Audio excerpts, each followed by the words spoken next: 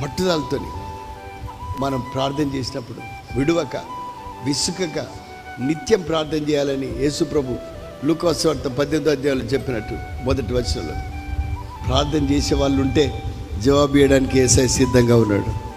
మరి మీ ప్రార్థన, నీ విన్నపాన్ని, నీ బాధను, నీ ఆవేదనను, నీ భారాన్ని జోడించి నువ్వు ఆయనకు నివేదించగలిగితే జవాబు ఇవ్వడానికి యేసయ్య సిద్ధంగా ఉన్నాడు. నాకు ఈ ప్రబద్ధిని విసిగిపోయిన ఈ లైఫ్తోని ఇక చాలు, ఈ జీవితం వద్దు, నాకు ఒక కొత్త జీవితం నాకు దయచేయి. ఈ వ్యసనాలకు బానిస అయినా, వీటన్నిటికీ నేను బానిస అయిపోయినా, శాంతి లేదు, సమాధానం లేదు, విసిగి వేసారిపోయినా, నాకు వద్దు ప్రభా ఈ లైఫ్. ఈ సెల్ ఫోన్తోని, ఈ లోక సంబంధ వాటితోని, వీటన్నిటితోని విసిగిపోయినా, నాకు శాంతి లేదు, సమాధానం లేదు, నాకు ఒక కొత్త జీవితం కావాలి. నీ శాంతి నాకు కావాలి, నీ సమాధానం నాకు కావాలి.